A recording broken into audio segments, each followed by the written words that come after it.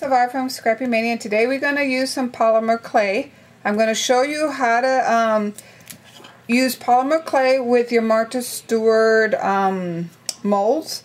I did buy the kit, and I got some paper clay with the Martha Stewart mold, and I got these pieces. It came out pretty nice. Then I decided, because I do have a lot of polymer clay, and I'm going to go ahead and use it with my Martha Stewart molds. I also got some cookie cutters, so I'm going to use that to create my embellishments for a layout that I'm going to be making using all these elements that you see here. So I got the heart. This one came with the kit. So the heart, it came with the frame, and I also bought an extra kit, which was the butterfly, and then I also bought the letter from Martha Stewart. And I'm going to use all of these to make it. So the first thing I'm going to do is my color scheme is orange. I'm going to be using these papers by Die Cut with a View. And then these are going to be some of my strips that I'm using for my layout. And then these will be my mats. I'm going to cut these and make mats. So I wanted to create a color with my clay that will go with the color scheme that I'm using here. So for when you use polymer clay, unlike the Martha Stewart clay, which is paper based, and you do have to keep this moist. So one thing that I recommend is as you playing with it, the clay that you're not using at the time, you need to keep that underneath a moist paper towel, otherwise it might dry up. So for your Martha Stewart clay, you cannot leave it out like I have it here. Now for your polymer clay, it's different because it won't harden until you bake it. So what I did is I cut some yellow, and I want to create an orange, the same color orange. So I mix the equal parts of red with equal parts of yellow. And one thing that I do recommend is for you to have some kind of tile surface. I got this from the Home Depot, and I just bought a tile, and it wasn't too expensive, but this will help protect my surface. So now I'm going to combine these colors, okay, just to make sure I get an even distribution of color. And actually I do like that marbled, it has like a little marble texture there, so I'm going to use that. So I'm going to create some butterflies.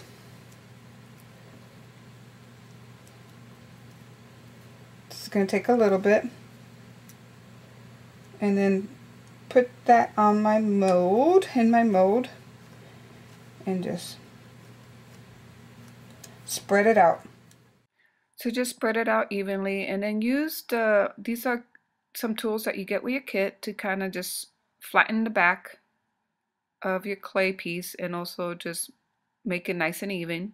And now I'm just taking it out of the mold. I forgot to show you how to create clay pieces using cookie cutters. So I showed you how to create your embellishments using the Martha Stewart molds, but if you want to use some your cookie cutters, then what you need to do, once you knead it, then you just roll it out, and you can use a roller. This is you find these kind of rollers in the clay aisle, but you just roll it out, not too thin, because remember we're gonna bake it with the same cookie sheet. With the same tray, so we're gonna bake all our pieces together. So if you have different density of your pieces, they're not going to cook evenly. So you really need to make sure and actually I think this one is too thin. You really need to make your pieces not about the same thickness, otherwise you're going to have uneven baking on your pieces. So I'm going to do it again and make sure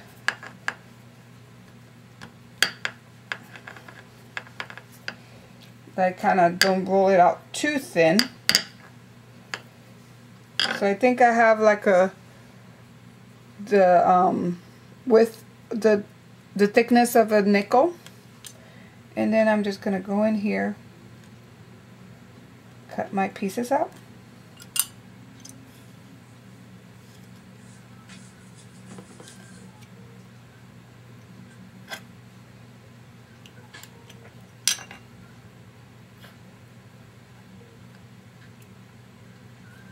And then just put it on your tray. And it's kind of about the same thickness, so it came out how I wanted it. Okay. So I'll be back. I'm just gonna create my alphabets, and I'll go ahead and take you over to my oven, and we'll go ahead and bake these pieces. I'll be back. Okay, so I cut all my clay pieces. So I used some, these are the Martha Stewart frames. So I molded out or shaped two.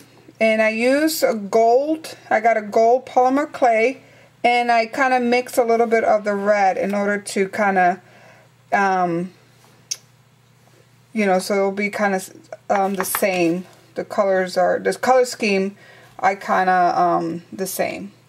Then I did my letters, my butterflies, and now the next thing I'm going to do, I'm going to put it inside a toaster oven. And usually you want to, I prefer to use a toaster oven that I only use it for polymer clay. So I got this one a pretty good deal at a Salvation Army. And that's what I use.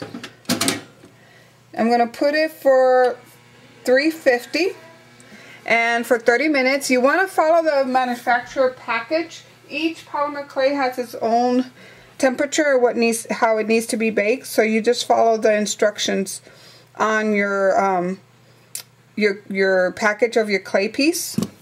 And it will tell you how high to put it. Now I noticed that the toaster oven tends to be a little higher, so I put it, instead of 275, I'm going to go ahead and put it at 250, and then I'm going to wait 30 minutes, and then hopefully it will bake. And we'll come back later. Okay, I'm back, and all my clay pieces are cooked actually. And what I did is the butterfly was a little plain, so what I did is I used a magic marker and went around the embossed side of the butterfly, and then I did a little bit of doodling on these pieces to kind of make it look a little better, because otherwise it looked a little too plain like this, so I went ahead and did some doodling on it. So we're going to create this layout. So I'm actually going to use this page with a butterfly in the center, and then 3 pictures with journaling and some more embellishments, and then I'm going to use this other page. It's going to be my second layout. So I'm going to go ahead and start putting the pieces together, and I'll speed up the video and hope you like it. So here I kind of inked all my edges, and I already matted all my pictures, and I'm just laying it down on my base page. Now you're going to see a little bit of change. Usually I start with an idea. I get an inspiration from the website, from any website, like a sketch. But most of the time my layout does not look doesn't look the same as in the sketch. I always kind of change things up. And that's the good thing about having a guide to go by. You don't have to do it exactly how that sketch looked. It just gives you a little bit of an idea, and then you can spruce it up. So here I'm putting all my different little layers in my my clay pieces. And I noticed that for clay pieces, you really need to use a very tacky glue. And it's what I'm using, Arlene's tacky glue. Now in this page, remember I showed you on this that the second page was going to be kind of same configuration as the first one. Well, I wanted to put 4 pictures instead of 3, so I completely changed it. The second page is completely different from what that sketch looked. I also, if you notice, it was a little plain too, so anytime my pages look a little plain, I always put some stitching around the edges just to kind of make it look more interesting. So I'm adhering the last of my letters and of my little clay pieces, and I'm almost done with this layout. Okay, so this is my finished layout. It's one page, and this is the first page, and that's the second page. So I hope you like it, and thank you for watching. Bye now.